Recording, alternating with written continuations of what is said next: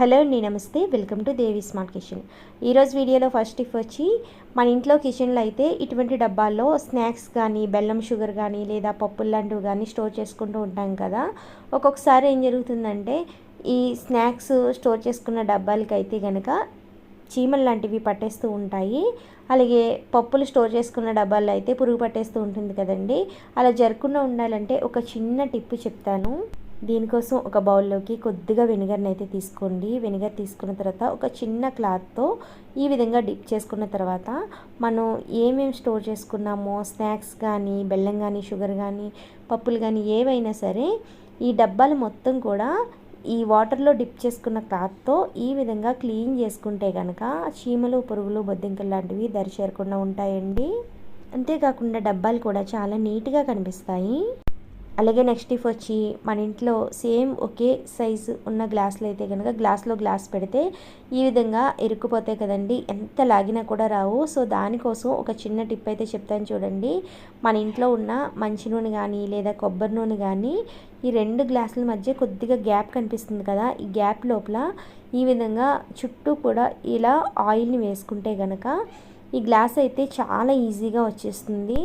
ఈ గ్లాసులు అయితే ఈ విధంగా ఇరుక్కుపోయి నాకు చాలా రోజులు అయిందండి. వాటిని అలాగే పక్కన పెట్టేశాను. ఈ టిప్ అయితే ఇన్నాళ్ళకి చాలా బాగా వర్కౌట్ అయింది.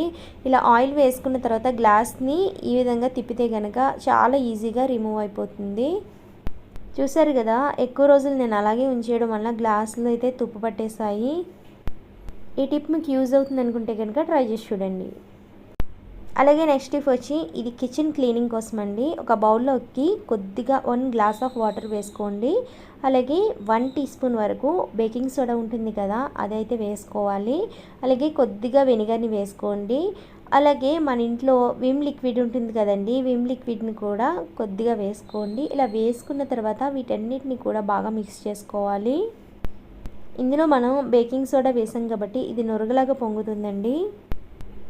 డైలీ కిచెన్ క్లీనింగ్ పర్పస్ అయితే మనకి ఇది చాలా బాగా హెల్ప్ అవుతుంది.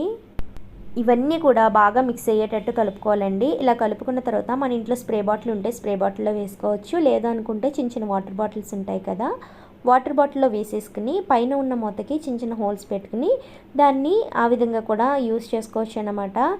నేను ఇలాంటి స్ప్రే బాటిల్ అయితే వేస్తున్నానండి. ఇవి మనకి ఫ్యాన్సీ షాప్లో దొరుకుతాయి. చాలా తక్కువ రేటుగా దొరుకుతాయండి, రేట్ కూడా ఎక్కువ ఉండదు. ఇలా స్ప్రే బాటిల్లో ఈ వాటర్ని వేసుకున్న తర్వాత ఇప్పుడు నేను గ్యాస్ స్టవ్ని అయితే క్లీన్ చేసి చూపిస్తాను చూడండి. మనకి చాలా నీట్గా క్లీన్ అవుతుంది. ఎటువంటి జిడ్డు మరకలు అలాగే మురికి ఏమీ లేకుండా ఉంటాయి. చాలా ఫ్రెష్గా కూడా ఉంటుంది. అలాగే కౌంటర్ టాప్ని కూడా ఈ లిక్విడ్తో క్లీన్ చేసుకుంటే కనుక మనకి చాలా ఫ్రెష్గా ఉంటుంది. మనం ఇందులో వేసిన వెనిగర్ అలాగే బేకింగ్ సోడా వలన చిన్న చిన్న పురుగులు, బొద్దింకలు లాంటివి కూడా మన కిచెన్లోకి అయితే రాకుండా ఉంటాయండి. కౌంటర్ టాప్ మొత్తం కూడా ఇదే వాటర్తో క్లీన్ చేసుకుంటే కనుక చాలా నీట్గా ఉంటుంది.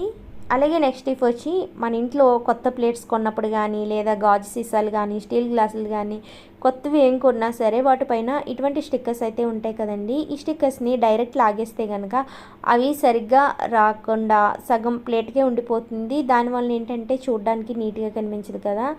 సో దానికోసం ఈ టిప్ అయితే ట్రై చేసి చూడండి. స్టవ్ ఆన్ చేసుకుని ఈ ప్లేట్ని ఈ విధంగా కొద్దిగా అంటే ఒక 10 సెకండ్స్ పాటు హీట్ని అయితే తగిలించండి. హీట్ అయిన తర్వాత స్టవ్ ఆఫ్ చేసేసుకుని ఏదైనా స్పూన్తో కానీ చాక్తో కానీ ఈ విధంగా రిమూవ్ చేస్తే కనుక చాలా ఈజీగా స్టిక్కర్ అనేది వచ్చేస్తుంది.